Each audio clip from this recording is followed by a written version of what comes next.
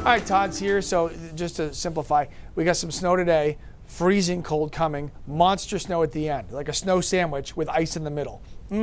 It's tasty. Who's hungry? Can we at least toast the buns a little bit? I think if we put some marshmallow on it, some marshmallow. Oh yeah, I mean, you want to really dress it up like that. It'll be sure. better. Yeah. I would eat it with marshmallow. All right, we're getting a little snow out there this morning, folks. Good morning to you. We need it. I mean, there isn't really much out there right now, and there hasn't been much this season. So it's nice to freshen up the snowpack a little bit, and the landscape too looks a lot better. It's not because of a shortage of cold we haven't had the snow. I mean, this month has been brutally cold, but we just haven't been getting much snow. That may change though by the weekend. Caribou's doing better recently too. Earlier last week we had that foot up there, so that's good. Winter weather advisories for the mid-coast and down east Maine until mid-afternoon.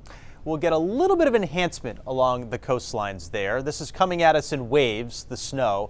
First one that passed last night dropped about an inch, and it's still decently intense there around Holton, but it's passing over the border. Next wave is now up around Route 2 from Rumford, approaching Bangor from the west, so places like Skowhegan and Madison and Farmington around the Sandy River, seeing some light to moderate snow, even sinking down into the Belgrade Lake, so it's probably slippery. Livermore Falls up around Route 4 there, north of Auburn and Lewiston too. Periods of light snow for your drive, so anything that hasn't been treated with salt or hasn't been plowed will be very slippery. Walkways included on that for your kids too, so make sure they got boots on. Then the snow will start tapering off and shifting up the coastline. Briefly intense for a couple of hours midday, Bar Harbor out through Machias and the Bays, Passamaquoddy and Cobscook.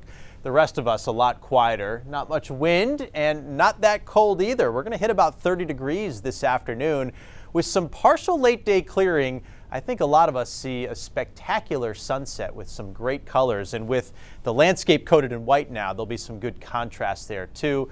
Roads will be much better for your evening drive home. Here's the map that Slifer put together over the weekend, and no need to change it again. A little enhancement down east. Most of us get an inch or two. Following this snow, brutally cold again tomorrow, brutally cold again on Thursday. Temps recover a little on Friday with some flurries around, but this front will provide a corridor for this next low to travel on. Looks like this low will develop off of Jacksonville, Florida, and likely go right up the coastline. There are signs that this will be a beast of a storm out there in the Atlantic.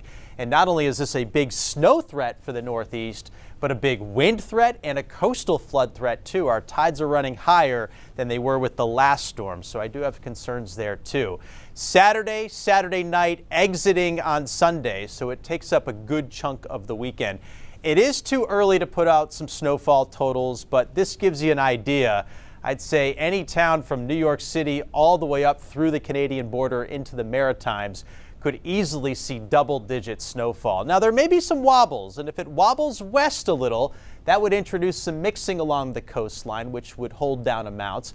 Or it could wobble east, which would introduce less snow and get snowfall totals again a little bit below the double-digit amount. But right now, it's looking pretty high likelihood that we would see around a foot, if not more, of snow. And of course, as data comes in, we'll pass it along. Keep in mind, it's still 5 days away. So there's that. Small crafts are up, seas 3 to 5, westerlies gusting to 25 knots. Light snow this morning tapers off. It's brutally cold tomorrow and Thursday. Look at that Thursday morning temp, 10 below inland, 5 below at the coastline. Big storm Saturday into Saturday night. Likely to be the biggest one of the season, at least strength-wise. Whether it takes the perfect track and gives us the biggest snow of the season is still to be determined. All righty, sir. Okie dokie. We'll be waiting. Thank you.